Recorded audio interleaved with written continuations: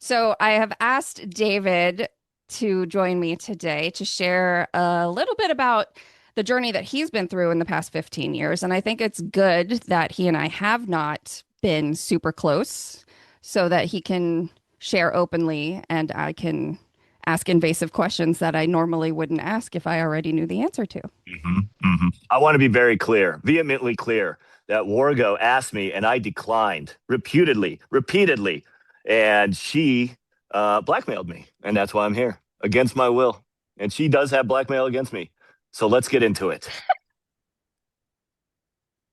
I forgot you're a comedian. No, I'm not. String cheese comedy. Yeah, okay. That's a thing. Yeah, we'll do that. All right, so David, take us on a journey. You and I met doing radio at hmm 5:40 a.m. Yeah, In 540 Orlando, WFLA. and then you went off to California, I did. and there you go. Yeah. Pick up the Okay. story.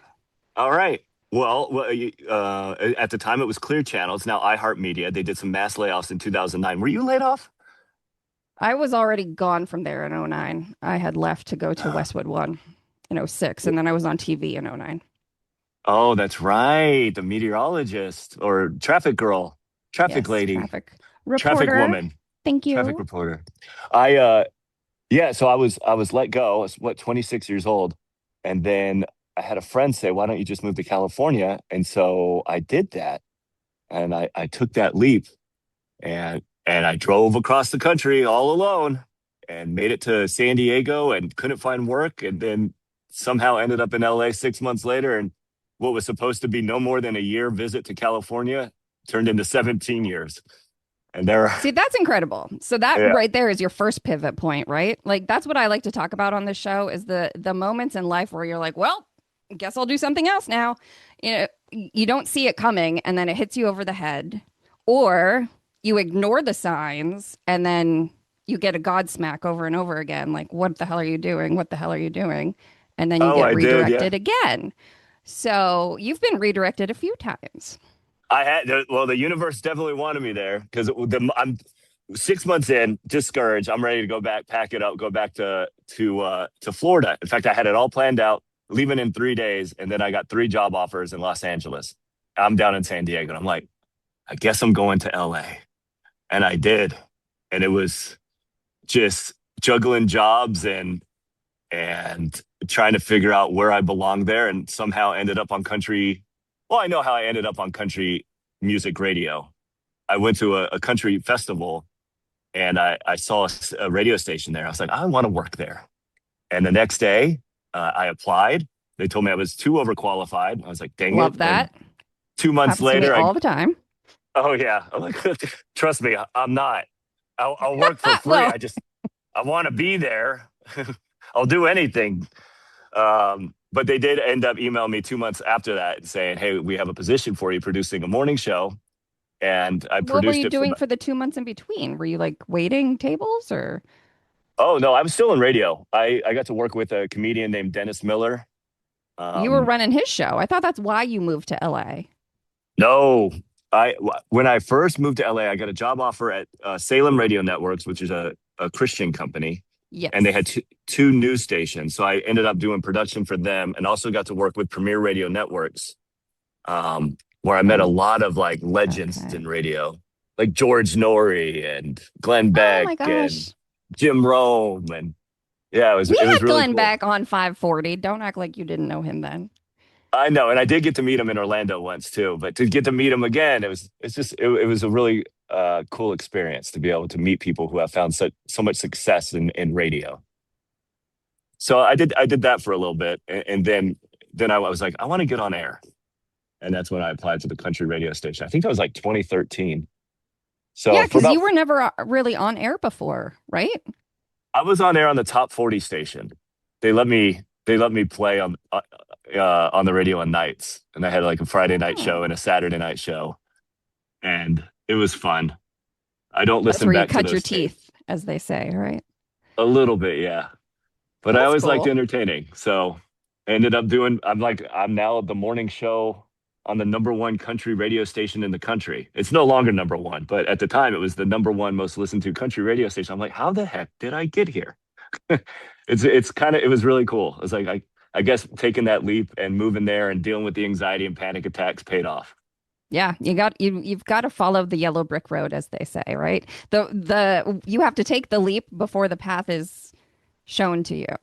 And Right. that's mind blowing because we as human beings like to know what's next, right? But you have to just keep walking through the fog, whether and just assume that the Yeah. road's going to meet you. Yeah. As I get older, I try to advise younger people because I'm old now. And I tell them that, they tell me about their dream or whatever, or what they want to do. And I'm like, just do it. Like that. And that's what I did Yeah. when I moved to California. I just did it. I was terrified. I did experience my first panic attack. I had detrimental anxiety for the 6 months I was in San Diego because I couldn't find work. I was like, what the heck did I did do? But I mean, I just stuck with it and it paid off. Yeah. So once you were on the number one country show, you ended up in one of our biggest mass shooting situations. And I know that really changed your life. It did. Yeah. The Las Vegas, um, it was the Route 91 Music Festival, late September, October 1st of 2017 is when the shooting happened. And I was working the event and we had just wrapped up interviews. I don't know where you want me to go with that. And what exactly do you want me to talk in regards to the? Well, I mean, when you were sharing on Facebook the other day what you've been through most recently, it's tied back to the PTSD that you experienced at that moment. Sure. So eventually we'll get to why that I had to revisit that the mass shooting with therapy that I'm currently in right now. Um, I mean, I don't want to pick a scab if it's still too raw, oh no, no, but no, no, there's no. we all have. I mean, I wasn't there. That's not what my PTSD is. My PTSD is multiple sexual assaults and brain surgery. So, like, Right, I have different triggers than you have, but I'm sure that is underlying in what's played out. But again, we're talking about following the road that is being presented to you. So you're doing the work now to go right. back to that point and heal yourself.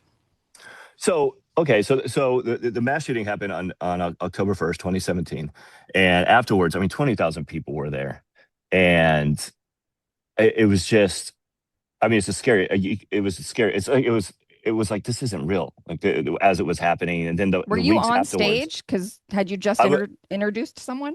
no, we had just finished interviews, and I made it out there in time for Big and Rich, one of the acts that went on before Jason Aldean, Yeah. and I was actually with the head promoter of the festival. We were celebrating the success. I remember asking him the question. I was like, "Are you going to move this next year's festival down the road to where there's more space where you can fit 100,000 people in lieu of just 20,000?" And he goes, "No, I really like the skyline here," which is very eerie because the shooter was in the Mandalay Bay. But I remember we took a shot, celebrated his success and another successful Route 91. I think it was the fourth year they did it. And then right around 10:06 p.m., we're in front of the stage. And I remember I remember hearing it, I remember looking at the young lady that I was with and the couple that I was with going, that sounds like gunshots. I think that's gunshots. And one of them went, you're just being over dramatic. You're always over dramatic. And then you could see what was happening. And it was like, all right, now we got to react. Um, and I remember seeing the promoter's face. He was standing right over where we had just taken a shot, and it was just white. You could tell, like, oh man, this is real. Aldine ran off stage, and it was just chaos after that. I'm trying to remember, did you post video? Was it the girl you were seeing at the time who posted video? Because I had another friend that was there, that was walking by when it happened. And did you carry somebody into a car? Mm, no, I was with a buddy of mine. We were kicking down a fence because people were crawling over it, and the people were getting cut trying to climb this fence. So we were kicking down the fence. Always I always remember this, and I can laugh at it now. It's like when we finally I threw my body into it and fell down. Immediately I'm trampled, and I'm like, you guys are trampling me, which I You're like, you're understand. welcome. Right. You can hear the, I mean, you can, it's just that you can hear the bullets hitting the bleachers that were right behind us. I understand. But the girl I was with, and I always appreciate this, I saw her little hand, the girl, the woman I was with, she reached down and picked me up. I was like, oh, thank God. And I remember a little kid was getting trampled, picked him up, and it was, like I said, just chaos. So Yeah. then where did you go from there? Like that happens, right? And you're on the job when it happens.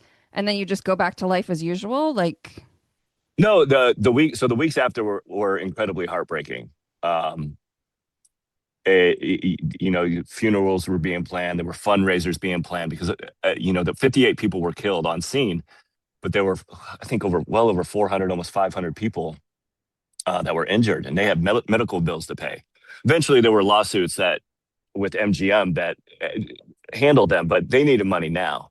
mhm. So we would go out and do fundraisers, vigils, or whatever, and I would try to attend all of them, and it was just mentally taxing.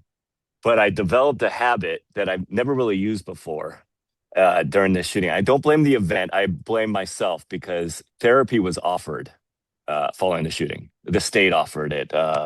Multiple outlets were offering therapy, and a lot of people took advantage of it. I never did. I was like, I don't need this. Right. I'm If you don't think you uh, need it, then why would you do right. it? But I started drinking. I realized that my drinking was escalating. I realized I needed to have alcohol at each of one of these events, and I realized it was becoming more and more. I even So had a was it friend pull me aside. anxiety? Like, was it Yeah, presenting as anxiety and you're like, let me have a shot to calm down? correct. Yeah. It was just to control the anxiety and the panic attacks, and that would serve as my in lieu of going to get therapy or trying to deal with it or maybe just take a step back and take time off. I didn't do that, and because the whiskey was helping. And I remember I would carry around alcohol everywhere I went for months afterwards until finally the emotions and they're always going to be there Hmm. from a mass shooting, but they started to subside a little bit, and you start to accept what happened and understand that this is just a thing that happened in your life, and you move forward. But that's where I picked up that little habit of, okay, this is how I'm going to grieve things going forward, and I did for years, and it would just be life things, like relationship problems. I had some friends that passed away, relatives that passed away, and I could tell that I was like, I'm now drinking, and I started getting called out, started being I was just consequences. gonna I'm say, did drinking. anybody notice or say anything, especially if you're carrying a flask around? Like, Oh, I wouldn't carry a flask. It would be a water bottle with Tito's in it, or one of well, these. you were in Texas. There you go. But yeah, so I would carry it around. They would call it my teddy bear. We'd all laugh at it, and I wouldn't necessarily drink it, but it would be like my thing Yeah, to it's your just have. emotional support tumbler. I have one as well. Right. It's got a unicorn with a it's my brain warrior unicorn. What do you got in yours? A nice cab? Mm. Yeah, nice ice water. So Mine is delish. just ice water now too, by the way. Yeah. But yeah, um, So that you've that has been going through it, as they say, right? So you're realizing all of this now because you said you made a joke of it then, and people made a joke of it then because drinking is acceptable until it's right not. until it's not, and that was just something I did, and I don't drink like every day, like that's why I was like, it's not a problem. I'd go months Mhm. without drinking, but if something happened, that would be how I would grieve. I would drink to turn my mind off. Mhm. It would just become too much mentally. And I tried therapists over the years, but I never. I'm a goofball. I would just go in and do a 5 minute set with these guys, and then be like, look at me like, okay, you're a moron. You're not gonna share or open up. Got it. And that's how therapy went for me. And they tried to prescribe anxiety pills like Xanax and Clonopin, and I hate how that makes me feel. It's just No, you're like a zombies, man. zombie. Right. I Yeah. want that energy. I want you know, and You should with try pills, Wellbutrin. That gives you energy. what's Gave me well, panic attacks, but are you trying to pill me up? I'm just saying, might help. That's another Well, thing though, right? Like all we're doing is switching one thing for another. that's all it is. And that's how I felt too when they were like, you need to be on antidepressants or whatever. It's like, how about no? Because if I'm going to eliminate the alcohol, I don't want to replace it with something else. Right. And I understand there are cases where there are people that absolutely need it. I appreciate what medicine can do, but for me, and I've been diagnosed with situational depression, which initially I was like, all right, you're just a big baby then. I've now appreciated what that means is that I do reach a low to where I can't handle that without some kind of help. Yeah. And I was just too proud and too selfish to ever admit that and until recently. Well, and it's hard to when you're in it and when you're balancing life, because life doesn't stop, right? Just because you feel depressed or you're having anxiety or whatever. You just have to put on your brave face and go Hmm. about life. So you get used to that being the new normal. So whether you get home from work and you have a beer that then becomes a beer and a whiskey that then becomes two whiskeys or three whiskeys or whatever it is, that's you're the frog in the pot that's slowly boiling, right? You don't realize that you're about to get cooked because it's just slowly Right. boiling. And it escalates and it does slowly. It was a slow boil for a few years, and then out of nowhere, it just we're over the water. To continue with the metaphor, the water's coming out of the pot. It's hitting the stove, and it's a nightmare. And And that's what happened. I'm sure there are people who are going to listen to this and realize that that's where they're at right now, right? That they are in the pot and they are boiling and they didn't know that they needed help. Like, Yeah. what was your bottom when you decided? Because most people don't go to rehab just once. Usually they're forced into rehab because a loved one says you need help. And so you want You're to right. placate them, but you don't do the work. And then you come out of rehab and you relapse and then you go back to rehab. But if you find a higher power or something to believe in that is outside of yourself or something to believe in inside yourself, whatever it is, that you have to want to get better. Yeah, and only you can want to get better. Nobody. And that's the hardest thing for loved ones too. And I've now that I've been to rehab twice, I've been fortunate enough to meet a lot of addicts, and they are some of the best people in the world. It's I used to judge, if you don't have the knowledge and you see somebody on the streets that's with a needle in their arm, you're just like junkie. But that's just somebody. I even hate that word junkie now and addict because I don't. They're not addicts. They're not junkies. They're broken. They're broken people. They've had something in their life that served as an impetus, or maybe several things in their life that served as that impetus. That because nobody wants to become a meth head or addicted to fentanyl. They're just so desperate to fix whatever's broken inside of them. And it's Right. having hearing stories.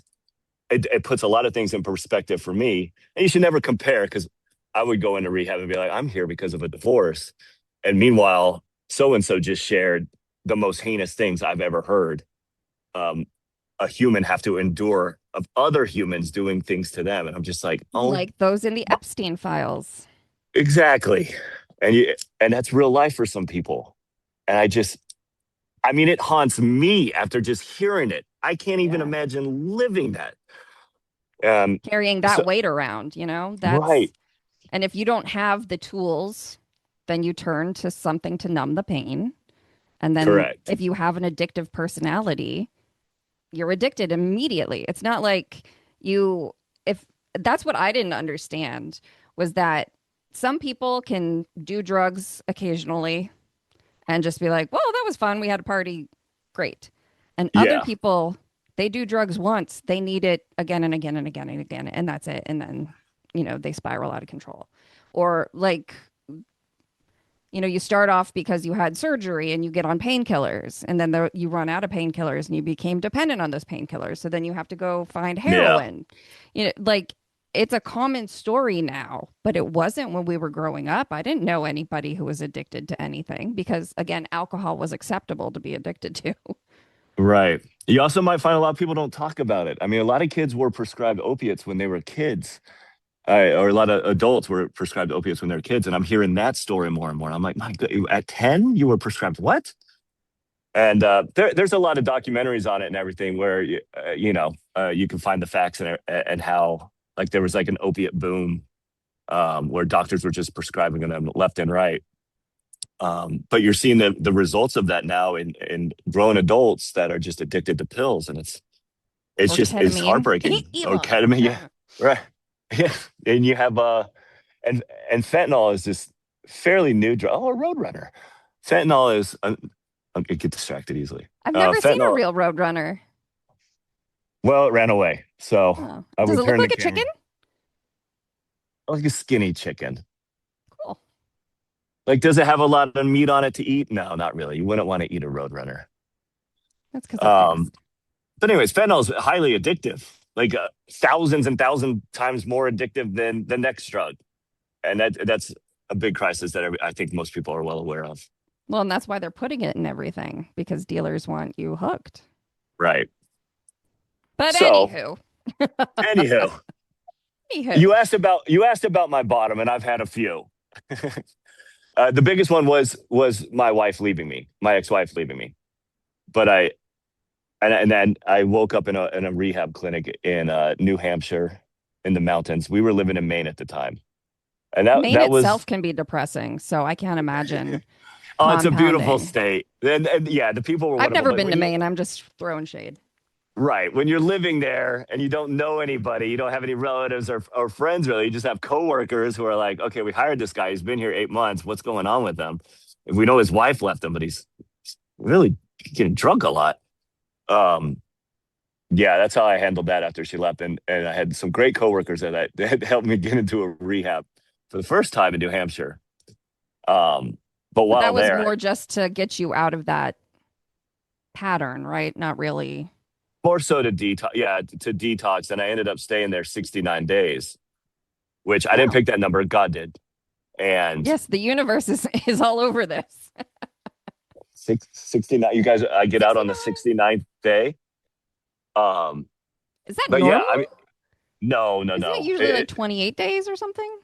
I don't know. They evaluate you and go, you have a team of therapists and caseworkers, and are like, you're healed now, or you're good enough to go. Hmm. Because rehab's not, it doesn't fix really any problems. It just gets you back into the world where they give you a solid ground for you to run on. That's what rehab is. And then they offer you the tools afterwards, which I did not take advantage of because I was good. I got it. Again, my ego, my pride, and uh, essentially just being selfish for not continuing therapy. And I learned my lesson again a year later. But I mean, even in rehab, I wasn't taking it seriously.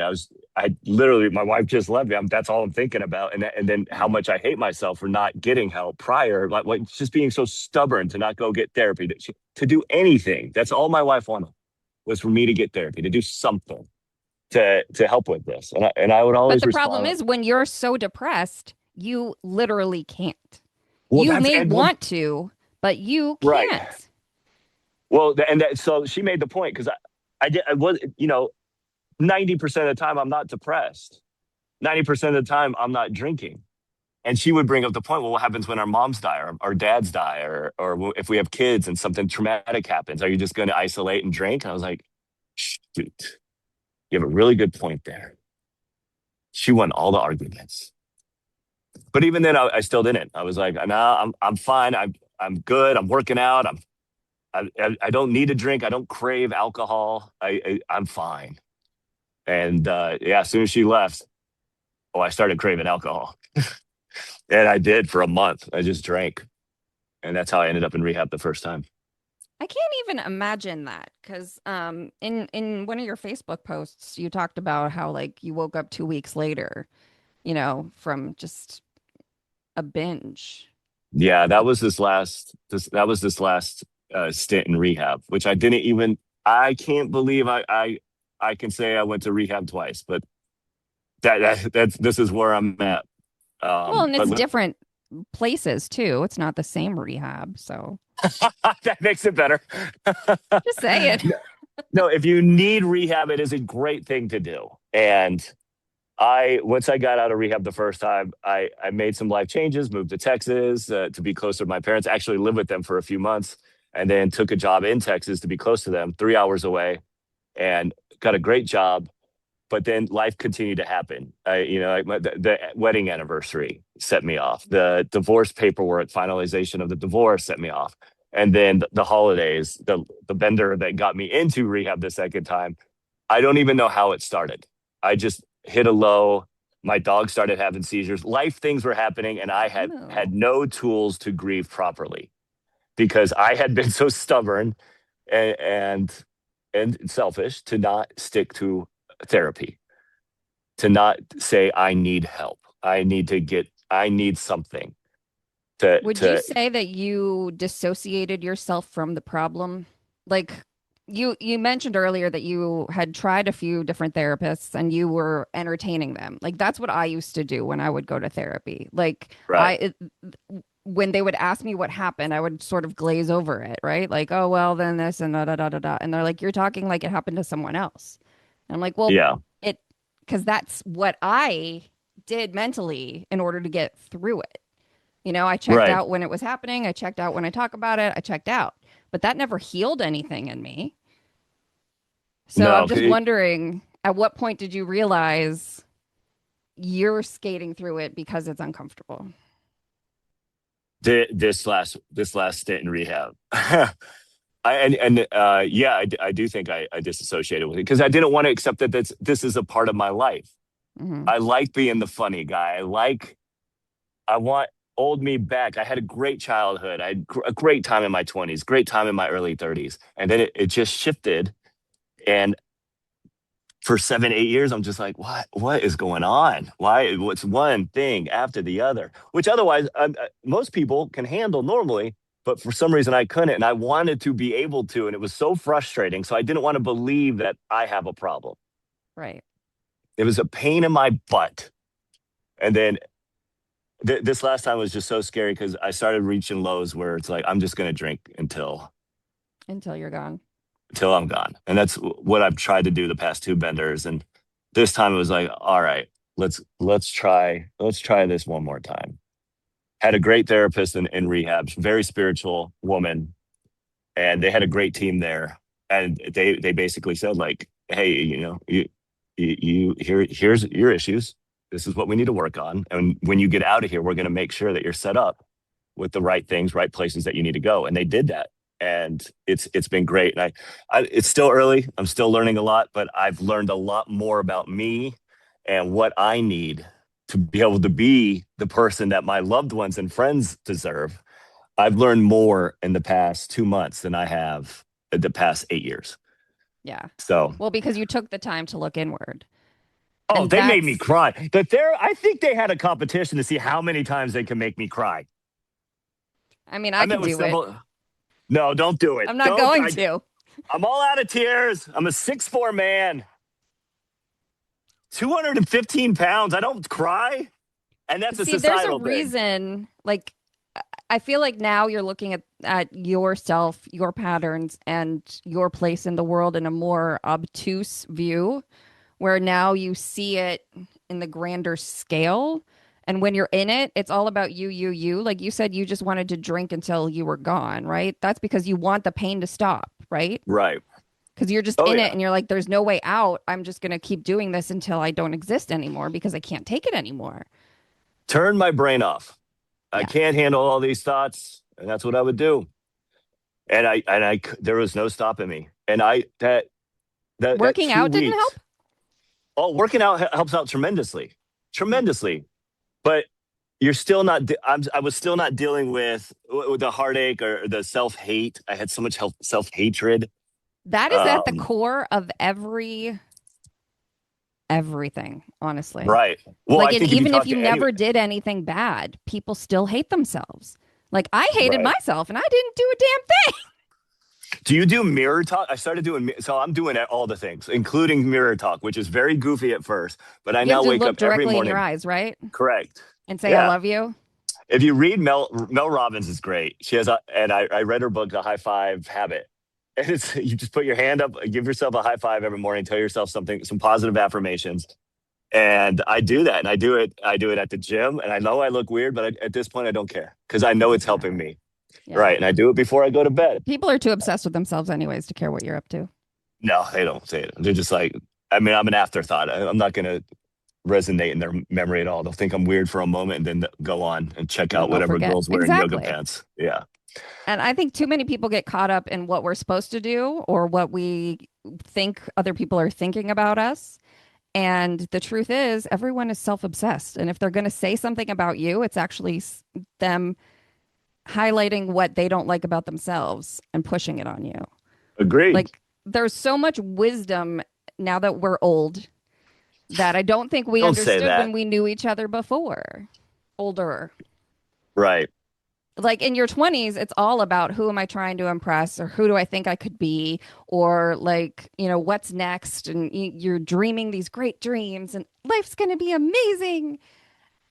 But you're not yourself. You're trying to I'm glad become you said that yourself.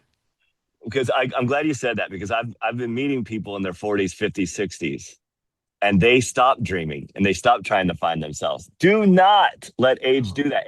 Don't let age ever be an excuse. Always, I'm still pursuing dreams. I'll never give up. Yeah. I'm always gonna No. I'm always gonna chase dreams. A lot of people they just get stuck and refuse to unstick themselves. Sure. Write that down for your book. I know it's a delightful thing to say. Unstick I yourself. will I will say in regards to a higher power, I'm so envious of people who have religion and who have faith in that religion. I unfortunately ask too many questions. And so my whole life I haven't had faith. So I've accepted Faith that. is different from religion, David. Oh God. I'm just saying. I've accepted that there are no known facts as to what happens after death, and I've accepted that there's so much unknown about the validity of religion. But I have found spirituality Yes. the past year, and it's been stronger than ever. And I have found that just being in nature, just watching a sunrise, watching a sunset. But where I see it the most, where I see God, and God to me doesn't have a definition. He's not a big white man with a Right. beard in the Not a sky. man in the sky. But what has been helping me the most with accepting who I am, and this is a reality, and you're just not the David who you thought you were. You have some issues. I mean, this is the David. You've been to rehab twice. You have an alcohol problem. You've done these things, um, and that's okay. Learn from them, move forward. But the thing that has helped me the most, and where I see God the most, is vulnerability and honesty and connection with other people. Yeah. Like when you get that with somebody else, and There's a I've been feeling there. yes, and I'm like, okay, that's powerful. Actually connecting with people and being vulnerable with them, like what we're doing right now, is just it's just so freeing, and it's an incredible feeling. I want to get you to the next level. We're right here. I want to go here. I want to go even Well, let's deeper. do baby steps. I've made so much progress in the past 2 months. I need a break. Yeah, I don't want to wear you out, but what? So, okay, you didn't grow up with a religious background and you're just Oh, I getting into did. spirituality. I Were was you raised raised a Catholic? Catholic. That's right. Okay, Yeah. so was I. Okay. So And they asked if I remember confirmation, and I was like, I remember telling my mom, I'm like, hey, listen, I, I I'm don't think this is for reading, me. I'm reading these things, and none of this really makes sense to me. I love the stories. I love the morals that they instill into other people. I love the structure of religion, Mhm. and how that can be some great groundwork for people. But I don't believe it. I don't Yeah. believe this to be the truth. I think And that Joseph and that Mary is the hooked up. right that is the right path. Like that Yeah. is if I mean, I've been studying like I've always been obsessed with like world religions and with spirituality and the occult and the unknown and like when my anxiety used to kick up, my brain would just start thinking about things that there are no answers to. And I found out through therapy that the therapist was like, well, that's your brain going on vacation. Like it can't handle what's actually happening. So it's like, well, what if the world is this and da da da da da da da da da. So then I recently have just been learning about the Gnostic texts and the Gnostics and what they taught and Hinduism and Buddha and Taoism and it's all about looking inward, asking the questions. Like religion Mm, tries to hold you in a box, but religion is supposed to be your starting point. Like I was raised Catholic, and it's like, okay, well, if Jesus is love and preaches love and that God is the light of the world, well, what does that mean? So then you go into that and it's like, okay, well, if God is love, which is what I believe, like energy can't be created or destroyed, like we are all energy, we are all love, then Right. why aren't we showing love to every part of the world? Like that tree behind you is sending out energy towards you. That sun I just, ray is giving you energy. I just hugged it earlier. It's so energetic. I It's would. great. I know it sounds hippy dippy and weirdo, but you get the same feeling. Like I have a ton of plants now. I mean, I love plants. They just, I know. I love seeing where it's you're at in life, and life. I love you. I love you for the fact that you're chasing this dream with the podcast and getting back into work. And you have dealt with a lot in your life. I mean, my God, when I saw you had a brain tumor, I was like, what? And you Yeah. came out of it on You want to see top. my scar? Where's Oh my yeah, let's scar? see the battle wound. It goes ear to ear. Here, grab a razor so we can really see it. Let's Yeah, just not shave doing that that whole again. portion. Thanks. Come on. No. It was all like this. They only shaved this half of my head, which was interesting. How So, terrifying was that? I mean, did you think? I mean, death had to have been on your mind. whew. Seeing as I had already been studying like the Tibetan Book of the Dead and where do people go after they die and spiritualism and all of that, I did not let it was weird because I was diagnosed and I had surgery within 20 days. Oh So my they were like, "Oh, gosh. this one's big. We got to take it out." I'm like, "Cool, thanks." Where is it? Yeah, so you can see it's hard to do it on camera, but you can also see all my gray hair. But yeah, it just goes What? No way. You don't have gray here to hair. here. Who's Yeah, older, so you or they me? Did we decide that yet? I am. Grandma. I know. Hmm. Um no, but I I want to say that I had like this crazy spiritual awakening because of my brain surgery, but I did what you were just describing. I just skated through it. Like I didn't deal with it. It's been 6 years as of January 22nd, and I didn't start processing what happened until last year Wow. because I told myself I'm going to go to sleep and I'm going to wake up and it's going to be gone and that's it and it's going to be fine. And then when they were getting me prepped for surgery and it was like 4:30 a.m. and my mom is there and my dad is there and my boyfriend at the time was there and like they looked so worried, then I got scared, right? Because I was holding Yeah. it together, cracking jokes, entertaining everyone, doing what you do. And then they're like, okay, here we go. Count back from 100. And I was out. And then I wake up 2 days later, retching because they gave me something that I was allergic to. That was your I spiritual remember waking up awakening. in Vomiting. ICU with my head like pounding and just just dry heaving because there's nothing because I haven't eaten in 3 days. And What were then you like? Do that one more time. Um, you're welcome. good. Thank you. Yeah, but then when I did wake up, I haven't been able to smell since then. So I have no sense of smell. So I can't Wait, you really can't smell at all? taste I can't taste flavors, I can't smell anything. Oh So my that's been gosh. depressing because How food many now years have has no you? meaning. Right. How many years has it been like that? 6. Oh my, Because 6 years. they You the haven't been. tumor was on my right frontal lobe and they said it was wrapped around my olfactories. So they cut through them. Like this is where the tumor was, but they had to peel my face down, drill. Yeah, no, it's real bad. They when they described it, when the surgeon described Oh, what they were going to do, he pointed to the door and said, "See that door handle? See that, how that doorknob, the tool that they use to drill the doorknob is what I'm going to use on your head." oh my goodness. But I'm such a nerd that I was fascinated. I was like, oh, Right. "What? Tell me more." Like, so I am.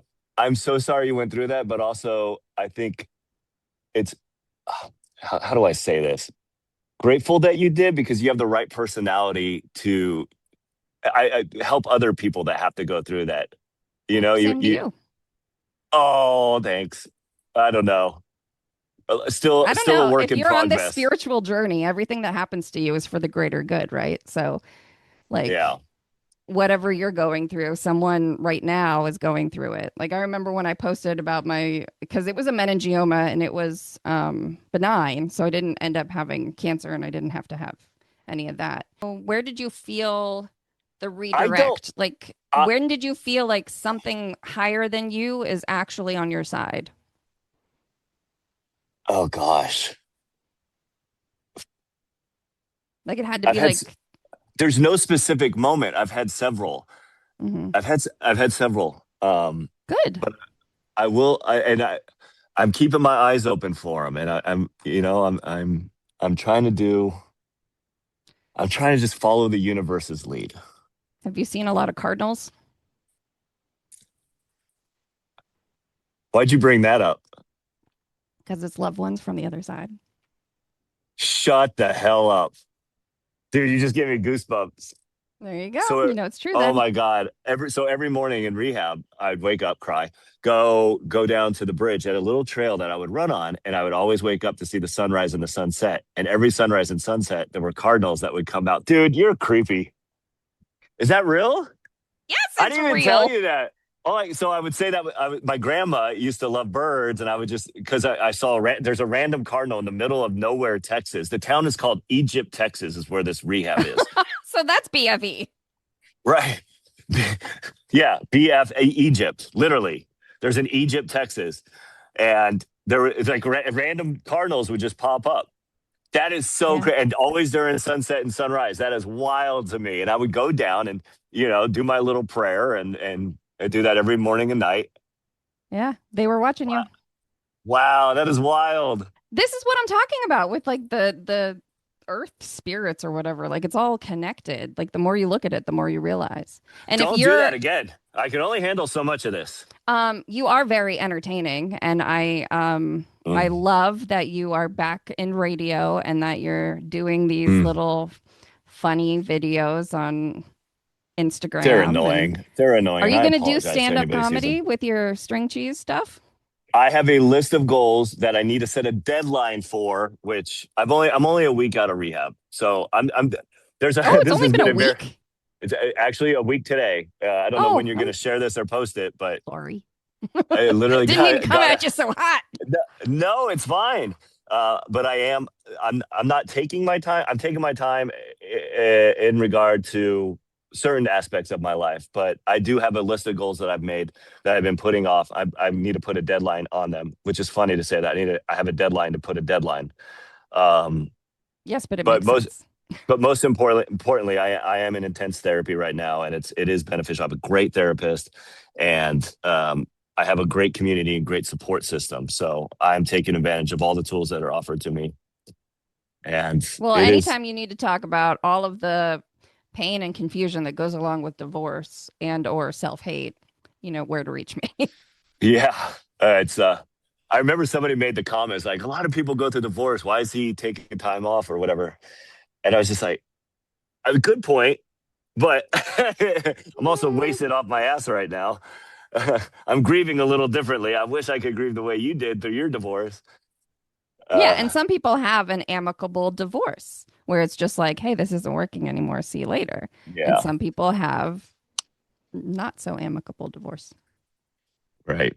Well, I But am currently working on self love, self hatred, all the selves, all the self stuff. I highly recommend sitting in silence outside in Uh, nature and I do just that focus often. on your breathing Yeah, you sound like a therapist. and you'll feel peace. And that's Absolutely. what we need to be chasing is the peace within. Because so within, so without. As within, so without. That's what it is. Was Um, that the ending to this? Because you kind of nailed it. thanks.